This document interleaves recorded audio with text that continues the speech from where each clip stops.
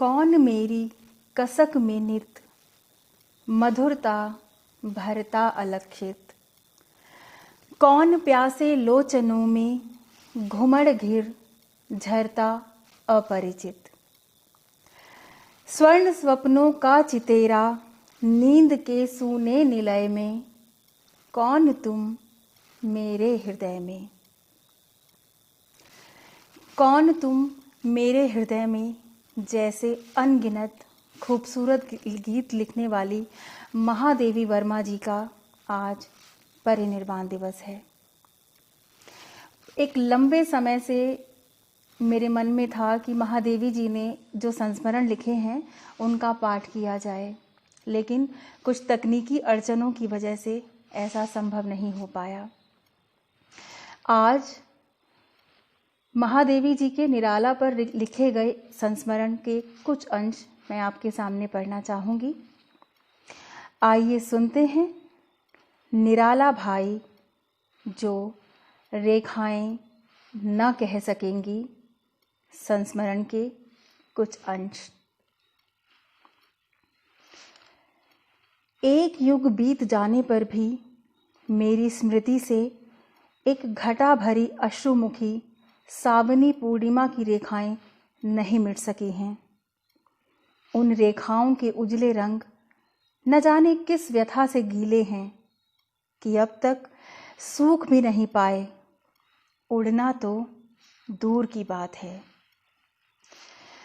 उस दिन मैं बिना कुछ सोचे ही भाई निराला जी से पूछ बैठी थी, आपके किसी ने राखी नहीं बांधी? अवश्य ही उस समय मेरे सामने उनकी बंधन शून्य कलाई और पीले कच्चे सूत की ढेरों राखियां लेकर घूमने वाले यजमान खोजियों का चित्र था। पर अपने प्रश्न के उत्तर में मिले प्रश्न ने मुझे क्षण भर के लिए चौंका दिया। कौन बहन हम जैसे भुक्कड़ से भाई बनावेगी? उनके इस उत्तर में एकाकी जीवन की व्यथा थी या चुनौती, यह कहना कठिन है, पर जान पड़ता है किसी अव्यक्त चुनौती के आभास ने ही मुझे उस हाथ के अभिषेक की प्रेरणा दी,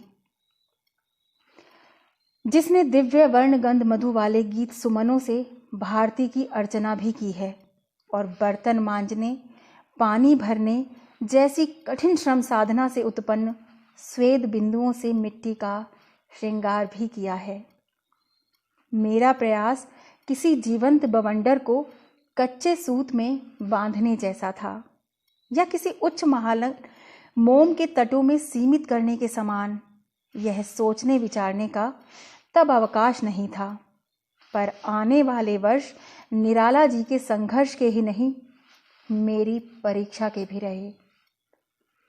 मैं किस सीमा तक सफल हो सकी हूं मुझे ज्ञात नहीं, पर लौकिक दृष्टि से निस्व निराला हृदय की निधियों में सबसे समृद्ध भाई हैं, यह स्वीकार करने में मुझे द्विधा नहीं। उन्होंने अपने सहज विश्वास से मेरे कच्चे सूत के बंधन को जो दृढ़ता और दीप्ति दी है, वह अन्यत्र दुर्लभ रहेगी।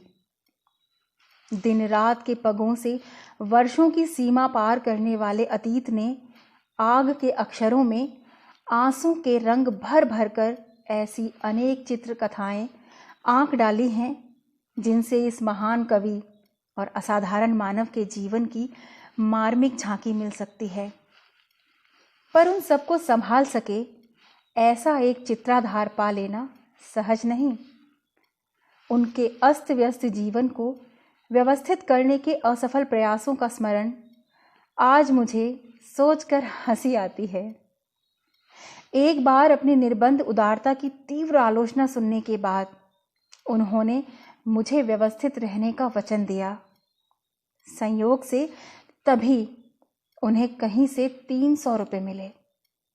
वही पूंजी मेरे पास जमा कर उन्होंने मुझे अपने खर्च का बजट बना देने का आदेश दिया। अस्तु नमक से लेकर नापित तक और चप्पल से लेकर मकान के किराए तक का जो अनुमान पत्र मैंने बनाया, वह जब निराला जी को पसंद आ गया, तब पहली बार मुझे अपने अर्थशास्त्र के ज्ञान पर गर्व हुआ। पर दूसरे ही दिन से मेरे गर्व की व्यर्थता सिद्ध होने लगी। वे सवेरे ही आ पहुंचे और कहने लगे 50 रुपये चाहिए। किसी विद्यार्थी का परीक्षा शुल्क जमा कराना है, अन्यथा वह परीक्षा में नहीं बैठ सकेगा। संध्या होते होते किसी साहित्यिक मित्र को 60 देने की आवश्यकता पड़ गई और दूसरे दिन लखनऊ के किसी तांगे वाले की मां को ₹40 मनी ऑर्डर करना पड़ा। दोपहर को किसी दिवंगत मित्र की भतीजी के विवाह के लिए 100 देना अनिवार्य हो गया। सारांश यह है कि तीसरे दिन उनका जमा किया हुआ रुपया समाप्त हो गया और तब उनके व्यवस्थापक के नाते यह दान खाता मेरे हिस्से आ पड़ा। एक सप्ताह में मैंने समझ लिया कि यदि ऐसे अवढर दानी को न रोका जावे तो ये मुझे भी अपनी स्थिति में पहुंचाकर दम लेंगे।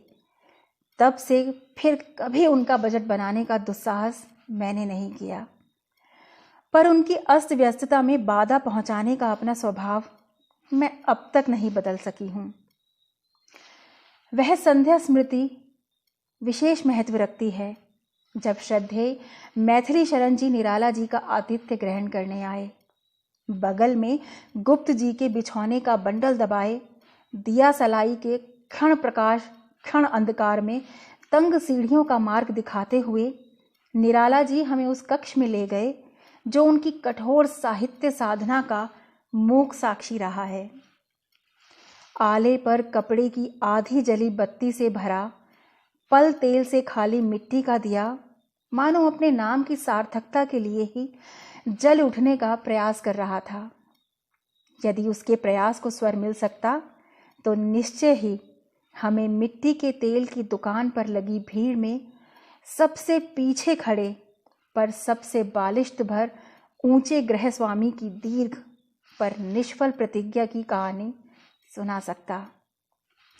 रसोई घर में 2-3 अधजली लकड़ियां, औंधी पड़ी बलटोई और खूंटी से लटकते हुए आटों की छोटी सी गठरी मानो उपवास चिकित्सा के लाभों की व्याख्या कर रहे थे। वह आलोक रहित सुख सुविधा शून्य घर गृहस्वामी के विशाल आकार और उससे भी विशालतर आत्मीयता से भरा हुआ था। अपने संबंध में बेसुध निराला जी अपने अतिथि की सुविधा के लिए सतर्क प्रहरी हैं। वैष्णव अतिथि की सुविधा का विचार कर वे नया घड़ा खरीद कर गंगा जल ले आए और धोती चादर जो कुछ घर में मिल सका सब तख्त पर बिठाकर उन्हें प्रतिष्ठित किया। तारों की छाया में उन दोनों मर्यादावादी और विद्रोही महाकवियों ने क्या कहा सुना यह मुझे ज्ञात नहीं, पर सवेरे गुप्त जी को ट्रेन में बैठाकर वे मुझे उनके सुख शयन का समाचार देना नहीं भूले। निराला जी में वही पुरातन संस्कार हैं जो इस देश के ग्रामीण किसान में मिलता है। उनकी व्यथा की सघनता जानने का मुझे एक अवसर मिला। श्री सुमित्रा नंदन जी दिल्ली में टाइफाइड से पीड़ित थे। इसी बीच घटित को साधारण और अघटित को समाचार मानने वाले किसी समाचार पत्र ने उनके स्वर्गवास की झूठी खबर छाप डाली। निराला जी कुछ ऐसी आकस्मिकता के साथ आ पहुंचे थे कि मैं उनसे यह समाचार छुपाने का अवकाश भी न पा सकी। समाचार के सत्य में मुझे विश्वास नहीं था, पर निराला जी तो ऐसे अवसर पर तर्क की शक्ति ही खो बैठते हैं।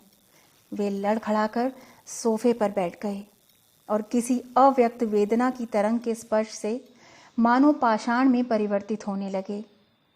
उनकी झुकी पलकों से घुटनों पर चूने वाली आंसू की बूंदें बीच बीच में ऐसे चमक जाती थीं मानो प्रतिमा से झड़े हुए जूही के फूल हों।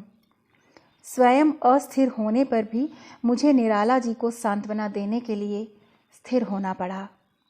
यह सुनकर कि मैंने ठीक समाचार जानने के लिए तार दिया है, वे व्यथित प्रतीक्षा की मुद्रा में तब तक बैठे रहे जब तक रात में मेरा फाटक बंद होने का समय ना हो गया। सवेरे 4 बजे ही फाटक खटखटाकर जब उन्होंने तार के उत्तर के संबंध में पूछा, तब मुझे ज्ञात हुआ कि वे रात भर पार्क में खुले आकाश के नीचे ओस से भीगी धूप पर बैठे सवेरे की प्रतीक्षा करते रहे। उनकी निस्तब्ध पीड़ा जब कुछ मुखर हो सकी, तब वे इतना ही कह सके, अब हम भी गिरते हैं। पंथ के साथ तो रास्ता कम अखरता था, पर अब सोचकर ही थकावट होती है। निराला जी के सौहार्द और विरोध दोनों एक आत्मीयता के व्रंत पर खिले 2 फूल हैं। वे खिलकर व्रंत का श्रृंगार करते हैं और झड़कर उसे अकेला और सूना कर देते हैं। मित्र का तो प्रश्न ही क्या, ऐसा कोई विरोधी भी नहीं जिसका अभाव उन्हें विकल न कर देगा। उन्हें व्यवस्थित करने के सभी प्रयास निष्फल रहे हैं, पर आज मुझे उसका खेद नहीं। यदि वे हमारे सांचे में समा जावें तो उनकी विशेषता ही क्या रही। इन बिखरे पृष्ठों पर अनायास ही दृष्टि रुक जाती है। उसे मानो स्मृति में विषाद की आर्द्रता ने हंसी का कुमकुम घोल कर अंकित किया है।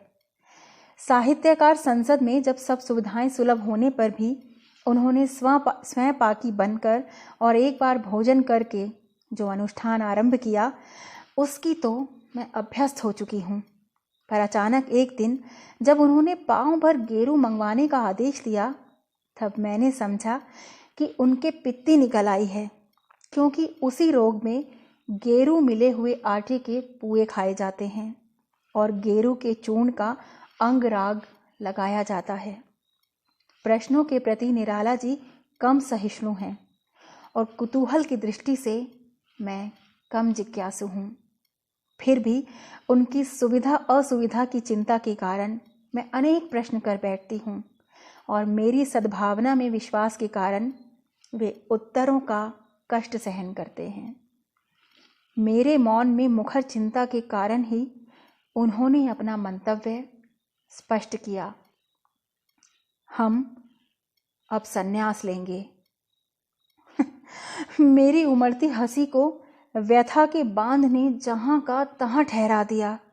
इस निर्मम युग ने इस महान कलाकार के पास ऐसा क्या छोड़ा है जिसे स्वयं छोड़कर यह त्याग का आत्मतोष भी प्राप्त कर सके।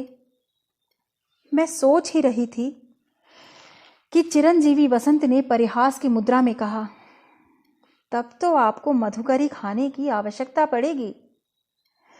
खेद, अनुताप या पश्चाताप की एक भी लहर से रहित विनोद की एक प्रशांत धारा पर तैरता हुआ निराला जी का उत्तर आया, मधुकरी तो अब भी खाते हैं। जिसकी निधियों से साहित्य का कोश समृद्ध है, उसने मधुकरी मांगकर जीवन निर्वाह किया। इस कटु सत्य पर आने वाले युग विश्वास कर सकेंगे? यह कहना कठिन है। गेरू में दोनों मलिन अधोवस्त्र और उत्तरीय कब रंग डाले गए, इसका मुझे पता नहीं, पर एकादशी के सवेरे स्नान हवन आदि कर जब वे निकले, तब गैरिक परिधान पहन चुके थे। अंगोछे के अभाव और वस्त्रों में रंग की अधिकता के कारण उनके मुंह, हाथ आदि ही नहीं, विशाल शरीर भी गैरिक हो गया था, मानो सुनहले धूप में धुला गेरू के पर्वत पर कोई शिखर हो। वे बोले, अब ठीक है। जहां पहुंचे किसी नीम पीपल के नीचे बैठ गए, 2 रोटियां मांग कर खा ली और गीत लिखने लगे। इस सर्वथा नवीन परिच्छेद का उपसंहार कहाँ और कैसे होगा, यह सोचते सोचते मैंने उत्तर दिया, आपके सन्यास से मुझे इतना ही लाभ हुआ है कि साबुन के कुछ पैसे बचेंगे। गेरुए वस्त्र तो मैले नहीं दिखेंगे, पर हानि यही है कि न जाने कहाँ कहाँ छप्पर डलवाने पड़ेंगे, क्योंकि धूप और वर्षा से पूर्णतया रक्षा करने वाले नीम पीपल कम ही हैं। मन में एक प्रश्न बार बार उठता है, क्या इस देश की सरस्वती अपने वैरागी पुत्रों की परंपरा अक्षुण्ण रखना चाहती है। और क्या इस पथ पर पहले पग रखने की शक्ति उसने निराला में ही पाई है? निराला जी अपने शरीर, जीवन और साहित्य सभी में असाधारण हैं। उनमें विरोधी तत्वों की भी सामंजस्यपूर्ण संधि है।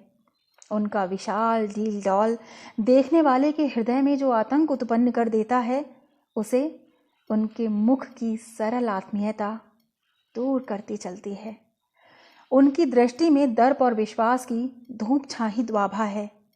इस दर्प का संबंध किसी हल्की मनोवृत्ति से नहीं और न उसे अहम का सस्ता प्रदर्शन ही कहा जा सकता है।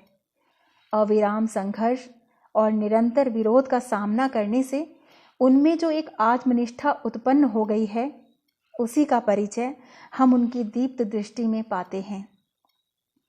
किसी अन्याय के प्रतिकार के लिए उनका हाथ लेखनी से पहले उठ सकता है अथवा लेखनी हाथ से अधिक कठोर प्रहार कर सकती है, पर उनकी आंखों की स्वच्छता किसी मलिन द्वेष में तरंगायित नहीं होती। ओठों की खिंची हुई सी रेखाओं में निश्चय की छाप है, पर उनमें क्रूरता की भंगिमा या घृणा की सिकुड़न नहीं मिल सकती। उनके तीखे व्यंग की विद्युत रेखा के पीछे सद्भाव के जल से भरा बादल रहता है। घृणा का भाव मनुष्य की असमर्थता का प्रमाण है। निराला जी के विचारों से क्रांतिदर्शी और आचरण से क्रांतिकारिता की महक आती है। उन्हें समझने के लिए जिस मात्रा में बौद्धिकता चाहिए, उसी मात्रा में हृदय की संवेदनशीलता अपेक्षित रहती है।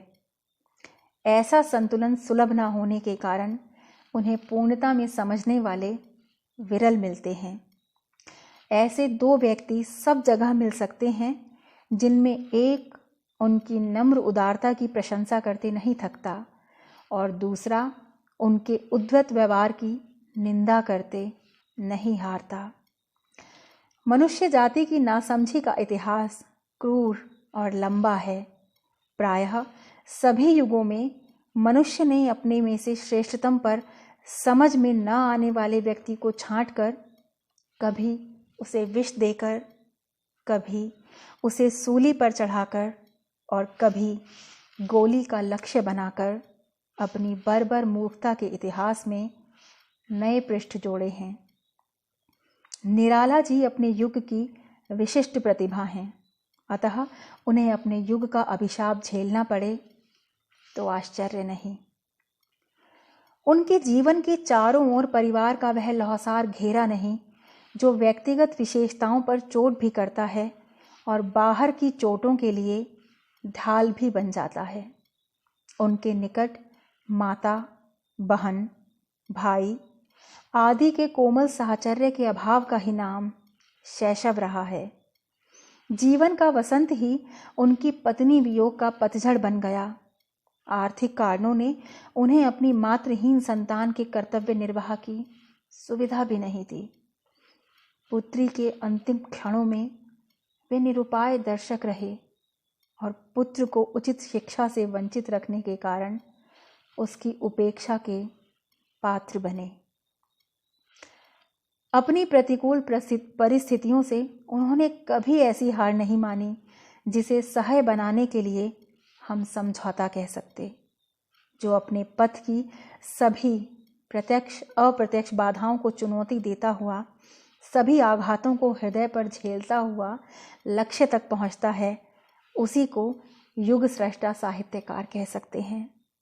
निराला जी ऐसे ही विद्रोही साहित्यकार हैं। अर्थ की जिस शिला पर हमारे युग के न जाने कितने साधकों की साधना तरियां चूर चूर हो चुकी हैं, उसी को वे अपने अदम्य वेग में पार कर आए हैं।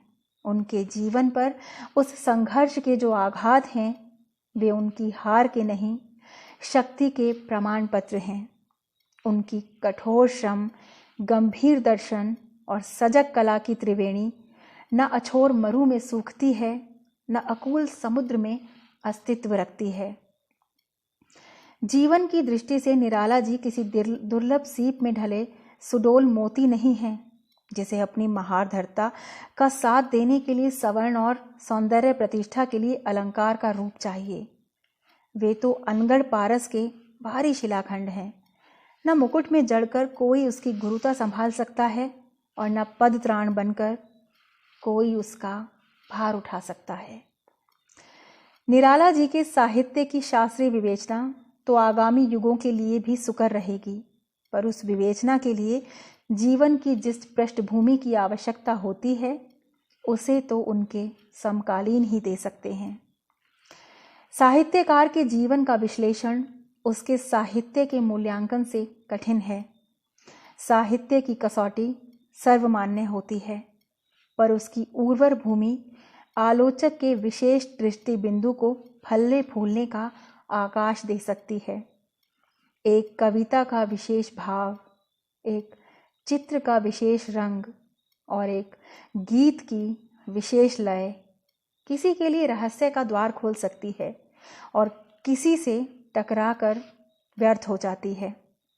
पर जीवन का इतिवृत्त इतनी विविधता नहीं संभाल सकता। एक व्यक्ति का कर्म समाज को या हानि पहुंचा सकता है या लाभ। अतः व्यक्तिगत रुचि के कारण यदि कोई हानि पहुंचाने वाले को अच्छा कहे या लाभ पहुंचाने वाले को बुरा, तो समाज उसे अपराधी मानेगा। ऐसी स्थिति में कर्म के मूल्यांकन में विशेष सतर्क रहने की आवश्यकता पड़ती है। साहित्य के नवीन युग पथ पर निराला जी की अंक संस्कृति गहरी और स्पष्ट, उज्ज्वल, लक्ष्यनिष्ठ रहेगी। इस मार्ग के हर फूल पर उनके चरण का चिन्ह और हर शूल पर उनके रक्त का रंग है। इन्हीं पंक्तियों के साथ महादेवी जी को सादर नमन।